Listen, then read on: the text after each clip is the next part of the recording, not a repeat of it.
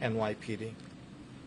May Allah grant him highest place in Jannah, and will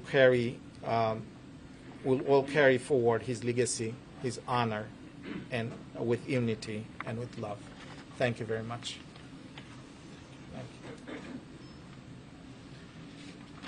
And so first I would just say, Zohran, thank you again for coming to meet with Mr. Etienne's family today. And with that, I will turn it over to you.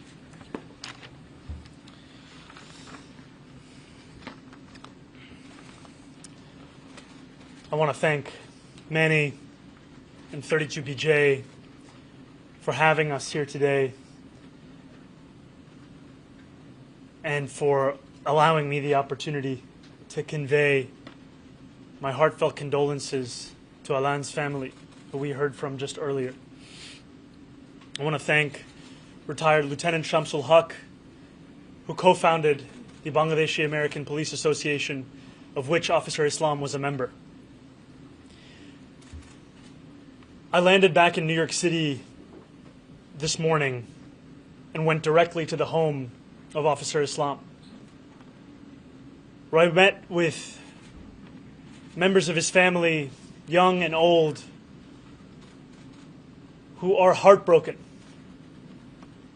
over the loss of their son, of their brother, their father, their husband, their friend, heartbroken in a way that words cannot fully describe.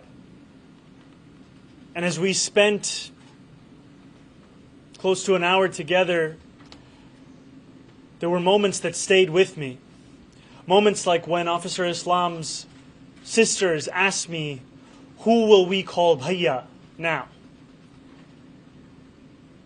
Moments like when his brother-in-law told me of how it was Officer Islam that brought him to this country, that took him to get his first learner's permit, that got him his first job working at a restaurant in Union Square, where they would speak together every single day. And when he told me that for him, Officer Islam was an open door, and now that door would be forever closed. And I know that in the way in which that home is shattered, the way in which it is quieter and emptier than ever before, there are other homes across this city experiencing that same kind of loss. Other homes where families are asking themselves questions for which there are no answers. And while we grieve the loss and the murder of 4 New Yorkers, we know that there are others recuperating now in hospital, and that millions of New Yorkers are praying for them all. And while I will not say the name of the gunman, I want to talk about those that we lost. We've heard from Alan's family of a man who was the father of 2 children. We've read of how his smile lit up every room, how it was as warm as it was infectious, and of a man who did a job that is so often overlooked, and yet it is that first greeting that so many feel when they come home.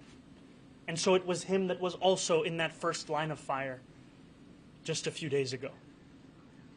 We've heard of Officer Islam, a police officer who leaves behind 2 young children, a pregnant wife due to give birth just in the next month, 2 aging parents, one of whom is struggling in his own health. And we know also of Wesley LePatner, who was a New Yorker that shone brightly across this city, who served on the boards of the Metropolitan Museum of Art, the UJA Federation, the Heschel School, who served on the board of the Yale University Library Council, who is remembered by friends and by colleagues for the incredible achievements she leaves behind, and for the 2 children and husband that mourn her today, as do all New Yorkers. And also of Julia Hyman, a 27-year-old New Yorker who grew up here, who attended Riverdale High School, captained 3 different teams in her senior year, attended Cornell University, for which she just went to a 5-year reunion, and was remembered by colleagues at her workplace today as a superstar. A life cut short by a senseless act of violence. And as New Yorkers across the 5 boroughs and Americans across the country mourn this mass shooting, we are reminded that no matter how strong our gun laws are in this state, we are only as safe as the weakest laws in this nation. And so in this moment, the onus is on all of us to follow the words of Alain's brother and to put forward a vision of stronger gun laws. And I echo the call from Governor Hochul for a nationwide ban on assault rifles, as it is horrifying to each and every one of us in this room and beyond that a man with such documented mental health struggles was able to purchase a weapon, leave alone a weapon of such devastating capability. And we know that the consequences of national inaction, though we feel them this week in Midtown, we know that they join a list of so many other places across this country. Be they Uvalde, be they El Paso, be they Sandy Hook, be they Charleston. As mayor, I will lead calls to ensure that we pass the legislation necessary beyond New York, such that every New Yorker can rest assured that we need not prepare for the next iteration of this horrific mass shooting. And we know that mass shootings are sadly all too familiar for New Yorkers themselves, as we experience them whether on our street corners or even on public transit. And though we have made strides towards making this city one that is free of that gun violence, we know that there is so much work to be done. And in this moment of mourning and of grief, I want to thank law enforcement for their response to the horrific shooting on Monday and their work in keeping New Yorkers safe. I ask that in this moment we come together as New Yorkers and we remember the 4 of our neighbors that were killed. We honor their memories and we live up to the way in which they led their lives. Thank you.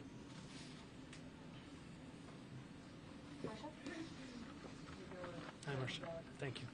I'm wondering, I know you just talked about the fact to honor the people who responded Monday, and the reason I'm asking this question is I wonder if your views about the NYPD have changed over time, especially in light of this shooting and the fact that both Governor Cuomo and Mayor Adams have criticized your past statements about the SRG, the Strategic Response Group, which did respond because they claim that you said it should be disbanded. Do you still believe that? And do you want to send any kind of a message of feeling to the police department about the views that you now have developed? Over the course of this race, I've been very clear about my view of public safety and the critical role that police have.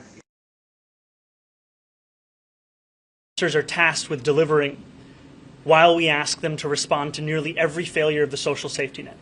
And the vision that we've put forward in this campaign, despite what others may say, is not to defund the police. It is, in fact, to allow those officers to respond to these serious crimes that many of them signed up to address, and to do so by ensuring that we ask them to focus on those crimes and we ask mental health professionals to respond to calls of mental health crises. And as it pertains to the Strategic Response Group, when it was first formed, there was an intention for its use to be more akin to the manner in which it was deployed earlier this week. What we have found, however, is the city has come to rely upon the Strategic Response Group as its primary means of response to acts of protests across the city when New Yorkers exercise their First Amendment rights. And that decision in asking the members of that unit to respond to protests, as opposed to what was the stated reason, is a decision that has led to the violation of a number of New Yorkers' civil rights. And it's a decision that has been the basis of my critique of the use of the group towards that end. And what I would also say in this moment is that it is beyond me that politicians are looking to use these days to score such cynical political points on the very day that I held the father of Officer Islam in my arms as he could not utter a single word, and as I felt him sobbing at the memory of his 36-year-old son who will never come home. To visit that family, to meet those children, to understand what this man meant to so many, and to hear from his brother-in-law that today was the day that they had timed their vacation together so that they could visit a water park in New Jersey, and that the brother-in-law's children knew they were supposed to go, Officer Islam's children knew they were supposed to go, and yet they were at home mourning a father who will never return. This is a time to honor those memories. This is a time to lead this city in coming together, not a moment to try and score the very points that turn so many New Yorkers away from politics. Hi, Mr. Mamdani. Hi. Welcome. Thank you. I'm sorry that you're coming back. Thank you. I was actually just with former Governor Cuomo, and he was asked specifically, about a statement I believe you already made a day or two ago, that cheap political points, which you just said, should not be scored in a moment like this.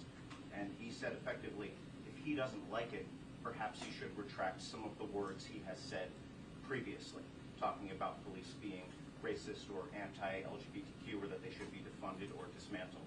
So this is a little bit of what Marcia asked, but as you've grown and reflected, and I feel, in fairness to you, you've been good about talking about growing and reflecting and always having conversations. Do you wish you hadn't said some of those things a few years back? My statements in 2020 were ones made amidst a frustration that many New Yorkers held at the murder of George Floyd and the inability to deliver on what Eric Adams, of all people, described as the right for all of us to be able to enjoy safety and justice, that we need not choose between the two. I know that Governor Cuomo is far more comfortable in the past, whether it be his own or whether it be in attacking me for tweets made before I was even an assembly member. What I have said time and time again is the campaign that I am leading, the campaign that I am asking New Yorkers to consider, is one that has been clear on its public safety approach. It's one that speaks about a desire to work with police officers. And what has been quite frustrating to me has been the inability of so many, including the former governor, to reckon with the crisis we face in this moment, where 200 officers are leaving the department every month. A leading cause of this is forced overtime. And all they have to offer, they being these politicians of the past, are the same ideas they put forward years ago. What I am speaking of is a vision that will not only address public safety, but also keep officers in this very police department, will ensure that they can actually respond to the crimes that are being committed in this city. Because as we've seen in the first quarter of this year, we were only able to resolve 35% of all of those crimes that were reported. And part of that is a reflection of asking officers to do nearly every single thing we can think of. And so I'm proud of the public safety platform we've put together. And I would say that for the former governor to have spent an entire day speaking almost exclusively about me and barely about the New Yorkers who have been killed is indicative of the very politics New Yorkers want to leave in the past. We want to honor the New Yorkers who have been taken from us far too soon. We want to know their stories. They are not merely statistics. We want to know of their smiles, their hopes, their dreams. And yet here we have a former governor calling every reporter he can find to speak about tweets. What kind of leadership is that? Hi. Hi, Ms. Welcome back. Thank you. I want you actually to tell us a little bit about your trip, but first, if possible, you've said that people need to come together, and this is obviously in the same vein as Henry Hirsch's questions, but you're saying that people need to come together. Do you bear some of the responsibility for having said such negative things about the NYPD, in some instances that they're saying you've grown since then? And are you part of the coming together? Do you need to change your message or say something different? And if so, what is that message for people about how you will support law enforcement, how you will feel towards your police officers, but also when you're done with that, you can tell us. Yes, absolutely.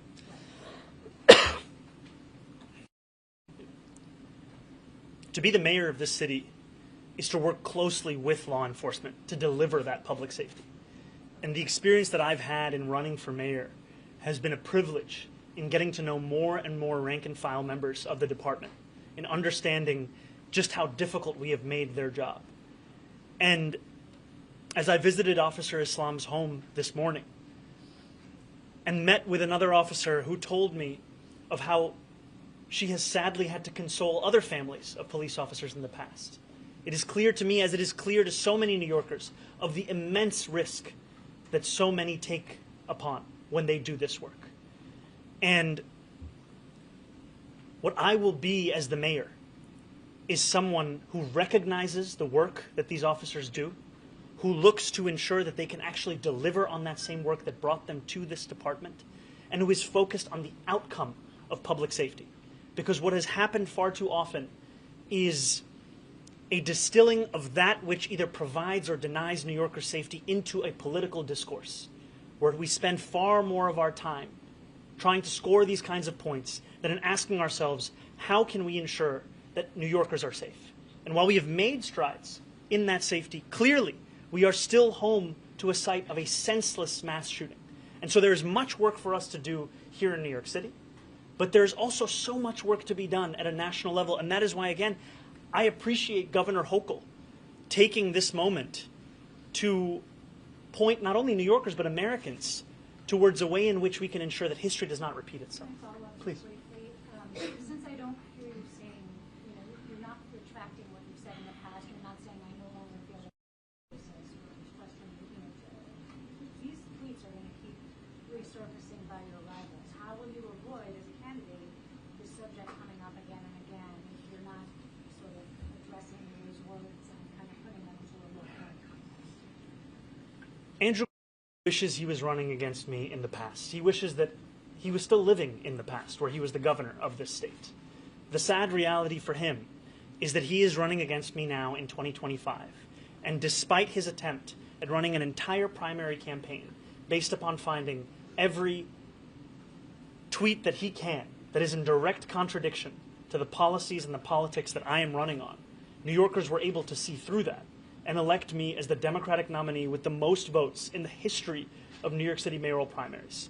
And so if he wants to continue to try and litigate a race based upon tweets that are clearly out of step with the vision that I have, with the statements that I have put forward, then he is free to do so, because what he will find is that New Yorkers are more focused on the now and the vision that we have for the future than they are on an attempt to litigate this city through a medium of tweets.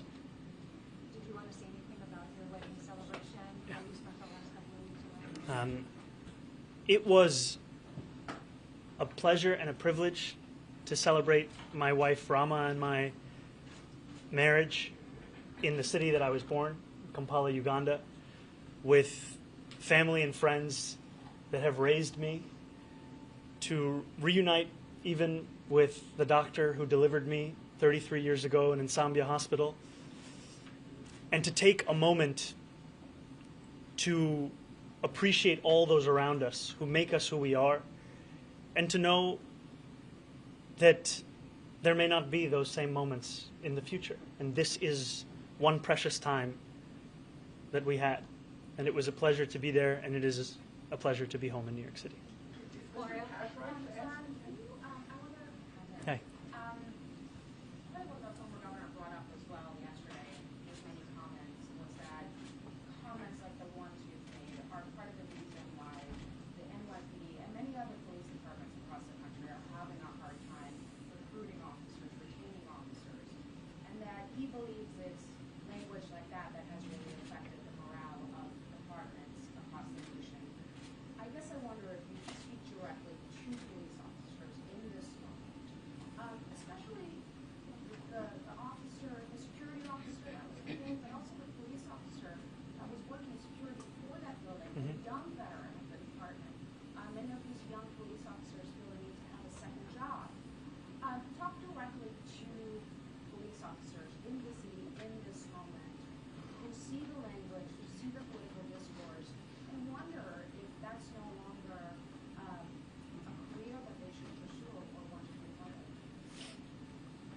to the families of Aland and Officer Islam, and to security guards and police officers across this city, I want to thank them for the work that they do each and every day.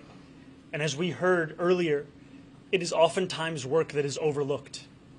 It is work that we do not remember until moments such as this. And it is work that is difficult. It is work that inspires questions like the one that was asked by Officer Islam's mother when he went from being a school safety agent to becoming a police officer. She asked, "Why do you want to take on a job that is so dangerous?"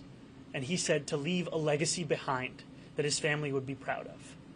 And I know that that is a conversation that so many have across the city. And it is work that I truly appreciate. And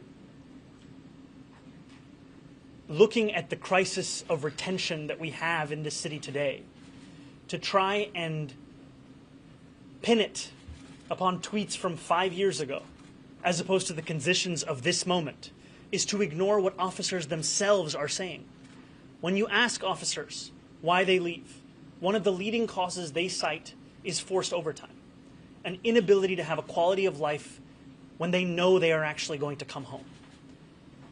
These are the kinds of things that we have to address to ensure that not only can we keep the officers we have on the job, but that we can also deliver on public safety. And I ask that in our focus on this, we remember the officers themselves and not the discourse that is had as if it is in the interest of those officers when often it is motivated by partisan politics. Are you going to go to the funeral of Officer Islam? And also when you talked to his family today, did any of them bring up any of these concerns, the tweets, your past policies on the NYPD? Did any of that come up? None of that came up. They thanked me for coming to their home. You know, his brother-in-law, Officer Hassan, who is serving as the spokesperson for the family, told me that in fact he and Officer Islam had seen me once in person at Eid prayers. And they had wanted to say hello, but there were too many people in between and they never got the chance. And Officer Hassan invited me to the funeral tomorrow, an invitation that I will take him up on and I will attend. And they are a family that deserve the support of this city. They deserve the support of our leadership, and they deserve to be at the center of this story. Their pain, their sorrow, their heartbreak at a man who was the glue of their lives. I cannot tell you what role he played in this community. His family lives across Parkchester, Astoria, Jamaica, a family that has celebrated him for years, that has looked to him as a person they can all count on.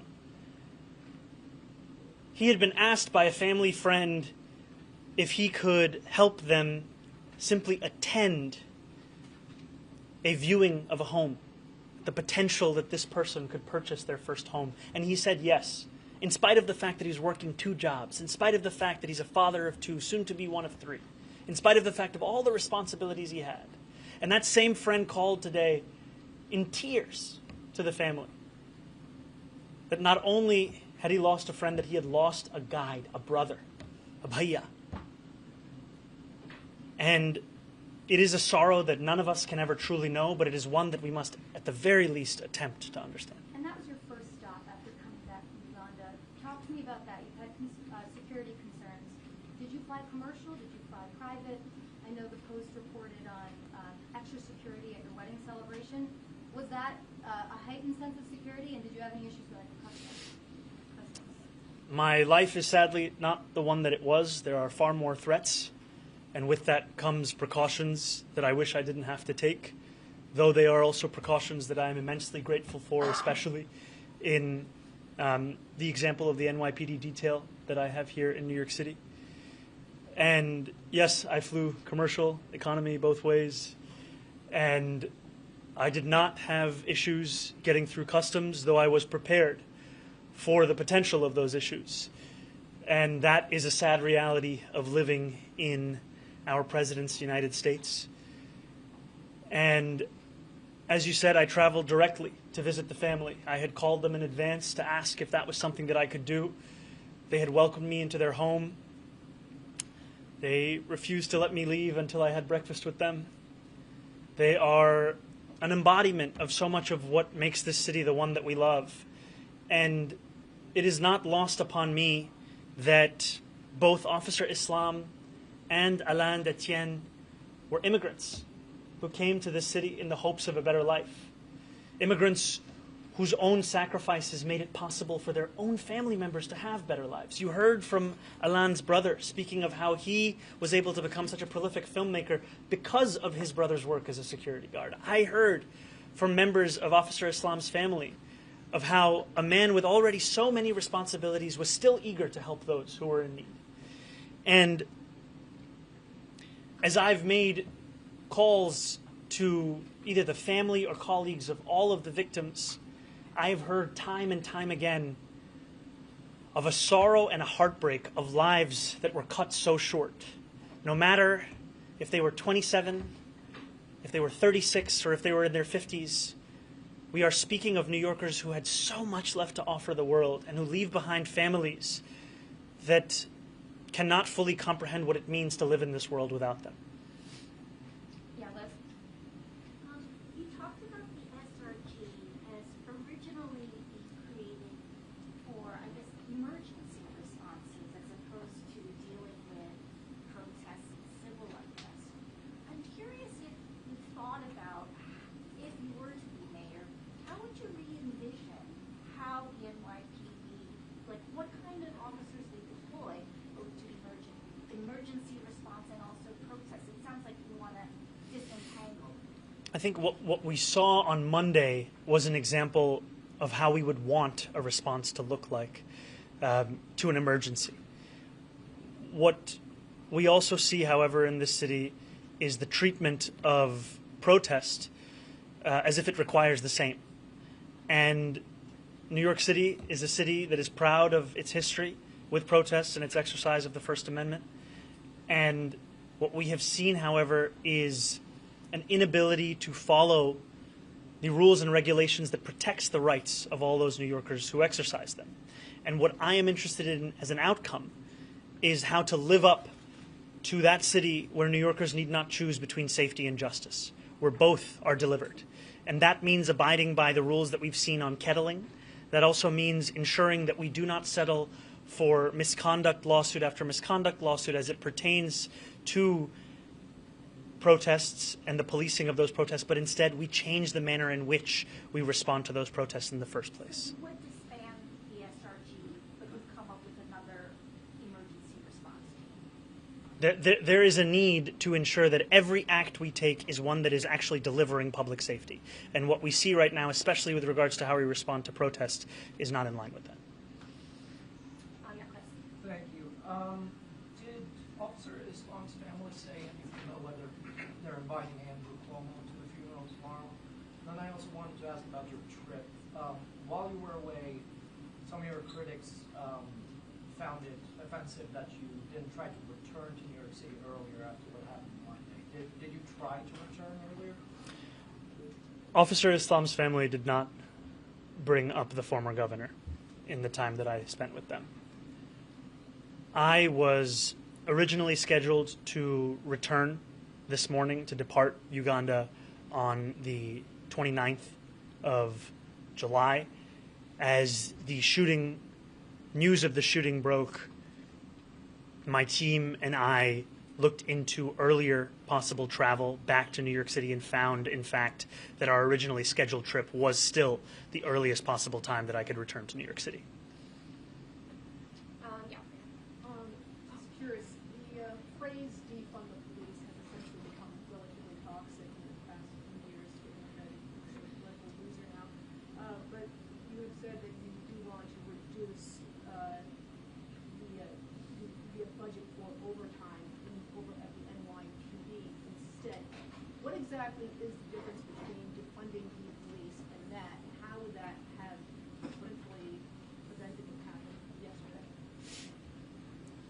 calling for a reduction in overtime is a call that nearly every candidate has made over the course of this campaign, and even Mayor Adams ran on in 2021, pledging, I think, to cut it in half within a short period of time.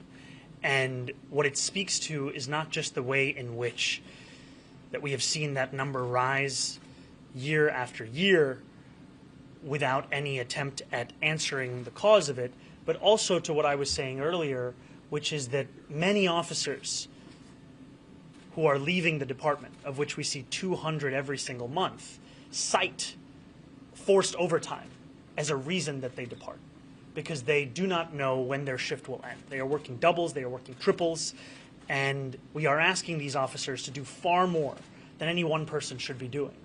And so what I am looking to do is lead a police department whose focus is on public safety, whose focus is on retaining the police officers that we have, and on ensuring that we are asking officers to do the job that they signed up to do, not to respond to the failures of city government's ability to respond to the ripping apart of our social safety net.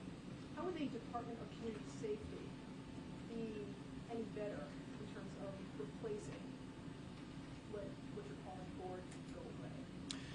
The Department of Community Safety would not replace the work of the NYPD. It would be done in tandem with the NYPD. And what the Department of Community Safety would do is cohere what are currently a set of responsibilities that are siloed in different parts of city government. Responsibilities like gun violence prevention, homelessness, mental health crises, hate crimes, victim services. And what we've seen, especially as it pertains to gun violence prevention, is we know that there are successful strategies that can be employed that have been shown to have effect in the manner that was intended here in New York City, but are still not operating at the full scale. They are still operating at a pilot level. And that's why we have put forward proposals to increase the funding for not only the crisis management system, but also the manner in which New York City approaches gun violence prevention. And I look to inspiration for what other police departments have done elsewhere in the country, where we have seen a police chief describe the manner in which, to use his words, hugging the cactus allowed the police department to focus on serious crimes. And what he meant by that was coming to terms with the fact that the incredible number of mental health calls that the department was being asked to be responsible for was prohibiting them from responding to the very crimes that they had all signed up to respond to. Today, the NYPD receives around 200,000 mental health calls a year. And we know that in asking them to respond to those, we are also making it more difficult for them to respond to the very kinds of crimes that New Yorkers look to the NYPD to be their first responders to. We'll take two more questions and we have to wrap. Emma? Hi. So can you take us, were you asleep when the shooting happened? Were you awoken during the night? And then in those hours afterwards, I think it was like 3 or 4 in the morning where you were, did you speak with the mayor, the police commissioner? It sounds like you spoke with the families before you got on the flight. I was awoken by a member of my team, Morris Katz, around 4 a.m. local time in Uganda, and informed of the news of the shooting, soon after which we put out a statement. In the day that followed, I spoke to a number of New Yorkers, including families and or colleagues of victims, conversations that continue through this day. And I have not spoken with the mayor at this time. What about the police commissioner? I've had a brief conversation with the police commissioner. Yes. Okay, last question, Morgan. Hi, thank you so much for taking questions. So I just wanted to follow up. There was some tweets that have been surfacing, and one of them you say that nature is healing, quote tweeting one where a cop is crying, was kind of asking about it before. I just think when some people see these tweets, a lot of people in New York City have family members who are law enforcement, and it seems to be mocking a mental health of cops, where mental health for cops is already on the rise, especially those struggling with mental health. So I just wanted to give you a chance to respond and really show and explain exactly, what are your going to be intentions to maybe help with the mental health of police officers? And exactly with those statements, could you help clarify, help explain, why you said what you said and what you hope to say in the future? To be very clear, as I have been over the course of this campaign, I am not defunding the police. I am not running to defund the police. Andrew Cuomo is far more comfortable living his life in the past and then attacking tweets of 2020 than in running against the campaign that we have been leading for the last 8 months. The tweet that you referred to is a tweet that is out of step with the way in which I not only view police officers, the immense work that they do in this city, but also the seriousness with which we need to treat that work and the difficulties that come with that work. And so much of what I've shared today has been out of a vision of how to deliver on that which motivated so many to join the department. I am, as was said by Henry earlier, running as a candidate who is not fixed in time, one that learns and one that leads. And part of that means admitting, as I have grown, and part of that also means focusing on the people who deserve to be spoken about. Because our politics too often creates incentives to spend moments of mourning discussing other candidates, when in fact, many of these victims have not even been buried yet. We are speaking of families who are organizing funerals. And these families' focus is solely on those that they have lost.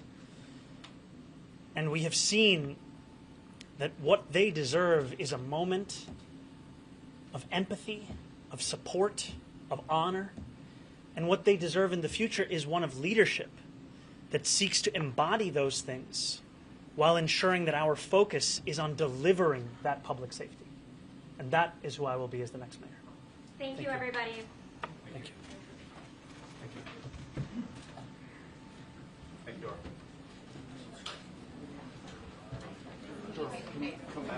I'll take Yeah, cool.